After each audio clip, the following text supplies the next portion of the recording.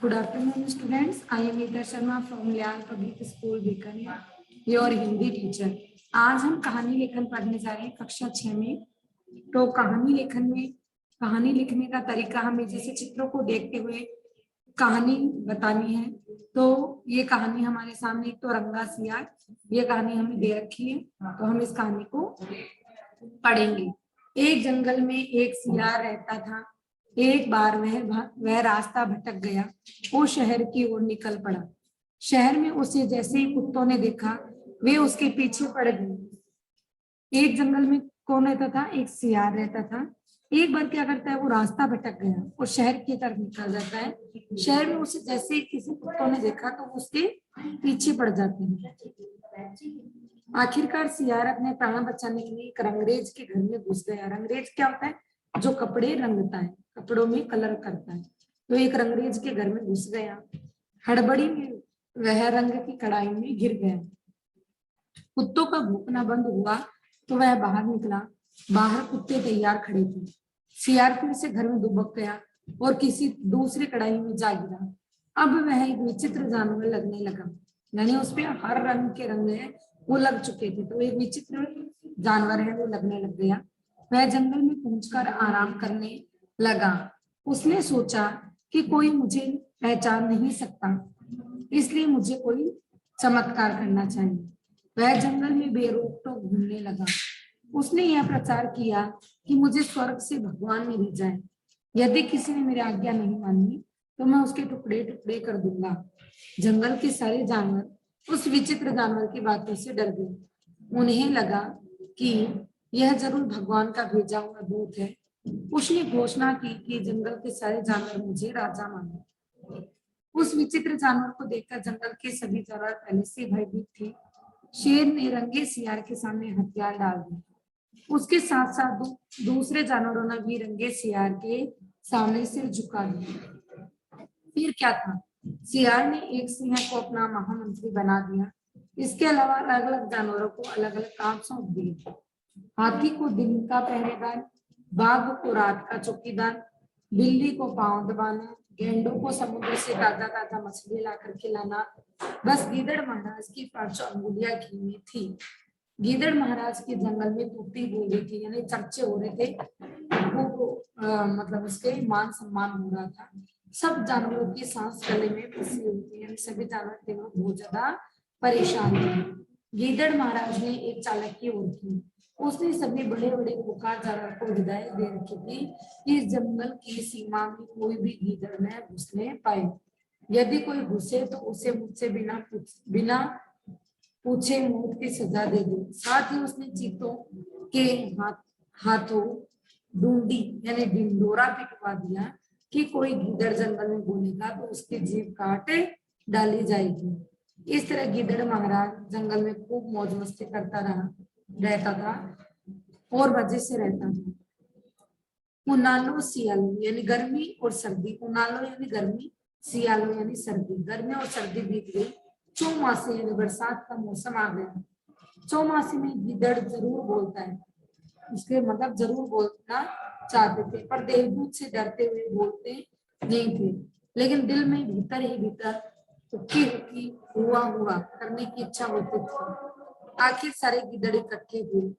उन्होंने तय किया इस मौसम में अब हमसे चुप नहीं रहा जाता, अब तो बोलेंगे ही, चाहे प्राण ही क्यों न देने पड़े। हुक्की हुक्की हुआ हुआ बोलना हमारा जन्म सिद्ध अधिकार है। अंत में तय किया गया कि एक साथ सब बोलेंगे और मरेंगे। जहां हमें बोलने की स्वतंत्रता नहीं, वहां जीने से क्या लाभ। बस सारे गीदड़ संगठित होकर बोलने लगे। गीदड़ महाराज को एक बार तो बहुत गुस्सा आया, पर अपने भाइयों की बोली हुआ हुआ हुक्की हुक्की सुनकर उसका जी भी बोलने के लिए बेचैन हो उठा। यह सभी जानते हैं कि यदि एक गीदड़ बोलेगा तो दूसरा भी बोलेगा, यदि एक गीदड़ रोएगा तो दूसरा भी रोएगा। बस गीदड़ महाराज अपनी असलियत पर आ गए। बनावट का पर्दा फट गया।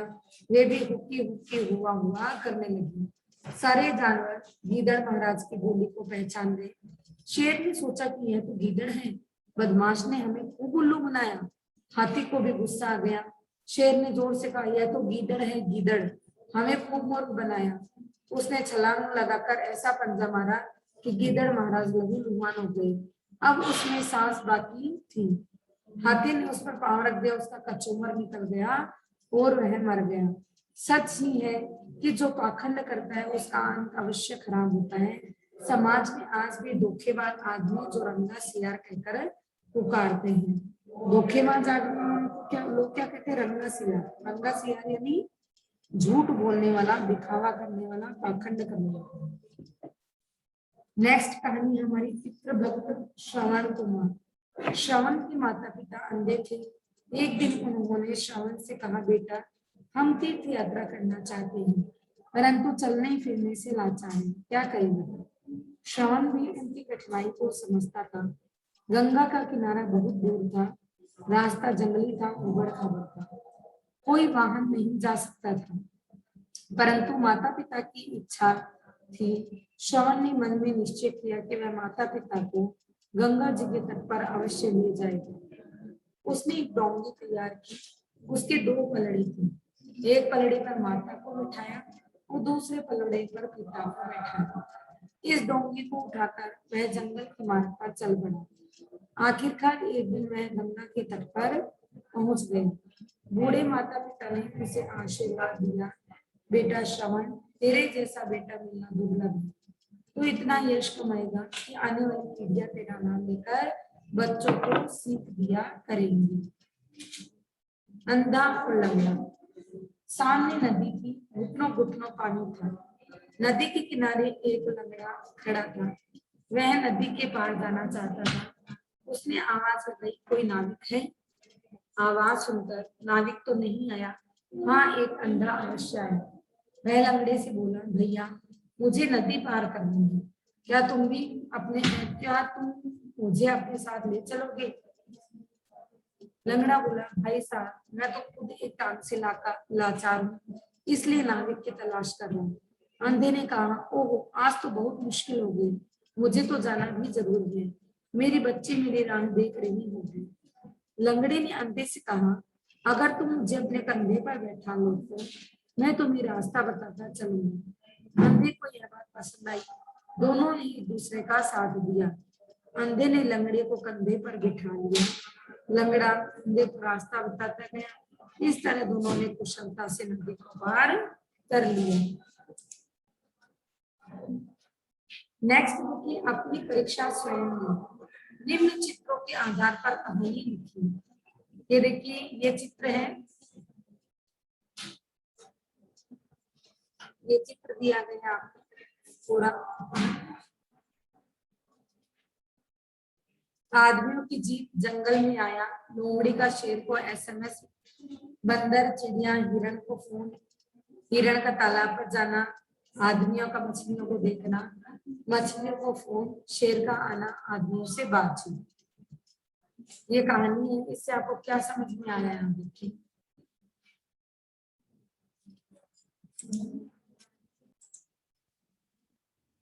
इसमें प्रथम चित्र में हमें दिखाया गया है कि ये जो जीप है उसमें बहुत सारे शिकारी आ रहे हैं। तो ये जो लोग हैं वो क्या करते हैं? जानवरों का शिकार करते हैं।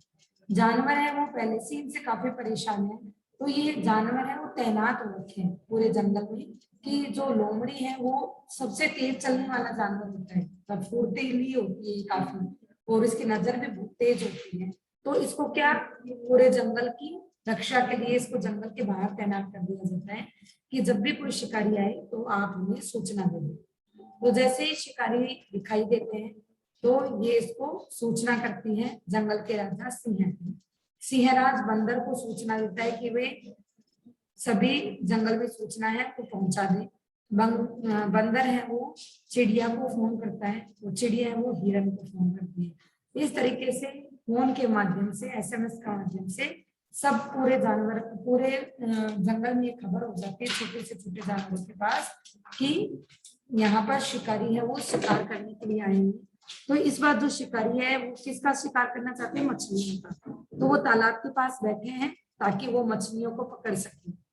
अब वो लोग हैं वो ध्यान से मछलियों को देखते हैं, उनको फंसाने के लिए कोशिश करते हैं। और यहाँ पे जो हिरन है वो पहले से मछलियों को है फोन करके बता देता है कि शिकारी उन्हें फंसाना चाहते हैं। तो मछलियां हैं वो जाल में फंसती नहीं है, और वो बार बार उनका पेट करते हैं।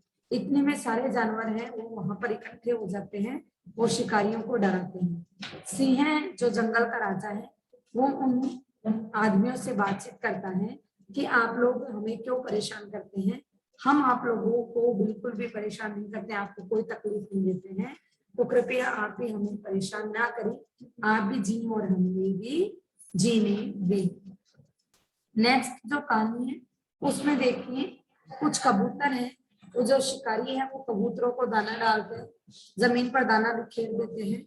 जमीन पर दाना बिखेरने के कारण जो जानवर है वो कबूतर है वो दाना चुगते रहते हैं और उनको पता नहीं रहता है कि नीचे जाल लगा हुआ है। जैसे ही वो दाना चुगने के लिए नीचे आते हैं तो वो जाल है उसमें फंस जाते हैं।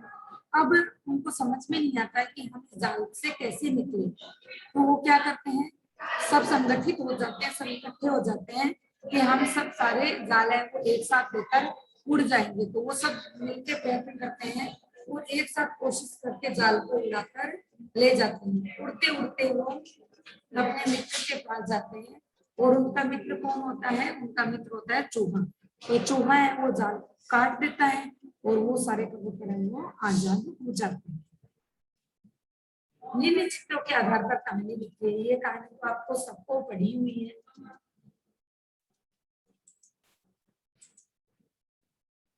एक नदी का तट था, उसके किनारे पर एक बहुत बड़ा पेड़ था।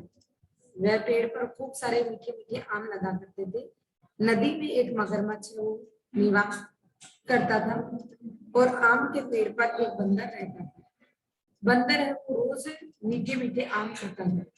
एक दिन है वो मगरमच्छ नदी में तैर रहा होता है, तो उस समय आम है वो बंदर है वो कुछ आम तोड़ता है और जब आम है वो नदी में गिर जाता है तो मगरमच्छ उसको आम को खाता है तो उसको बहुत अच्छा लगता है।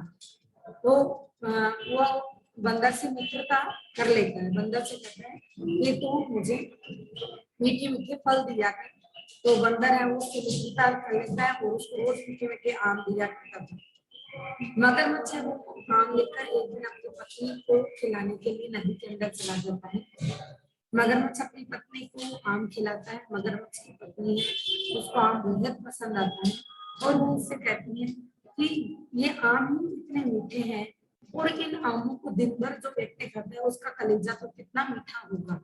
तो वो मगरमच्छ को कहते हैं कि तुम उसको उसका कलेजा मेरे लिए लेकर आओ। अब मगरमच्छ है उसके वो है सोचने लग जाता है कि मैं किस तरीके से बंदर को है वो लेकर आऊं। वो जाता है बंदर के पास और कहता है कि मेरी पत्नी ने तुम्हें खाने के लिए मेरे घर बुलाया है। तो बंदर कहता है कि मुझे तो तैरना आता नहीं। मगरमच्छ कहता है कि कोई बात नहीं, कि मैं तुम्हें नदी की सैर भी करा दूंगा और मेरे घर पर भी लेकर चलूंगा। बंदर है वो उसकी चालबाजी नहीं समझ पाता है और वो उसका सच्चा मित्र होता है। वो अपनी तरफ से मगरमच्छ को अपना सच्चा मित्र मानता है, तो वो उसकी पीठ पर बैठ जाता है और वो जब आधे रास्ते नदी के आधे रास्ते चलते हैं तो मगरमच्छ है वो उसको अपनी पत्नी की इच्छा बताता है कि मेरी पत्नी तुम्हारा कलेजा चाहती है। बंदर है उसके दिमाग में अचानक एक विचार आता है और वह मगरमच्छ को कहता है कि ये बात तो तुम्हें मुझसे पहले बोलनी चाहिए थी, क्योंकि मैं तो अपना कलेजा पेट पर ही खोलकर आ गया है, तो पेट पर सुरक्षित रखा है। मगरमच्छ है वो समझ नहीं पाता है और वो बंदर को वापस नदी के किनारे ले जाता है, पेड़ के निकट ले जाता है। बंदर है वो उछलकर पेड़ पर पड़ जाता है और मगरमच्छ को फटकारता है। मगरमच्छ को डांटता है कि तुम्हारे जैसे मित्र होना है उसे तो अच्छा बिना मित्र ही ठीक है, तुम्हें वो मित्रता में तुमने छल किया है। तो इस प्रकार ये कहानियां हमारी यहीं पर समाप्त होती है। धन्यवाद।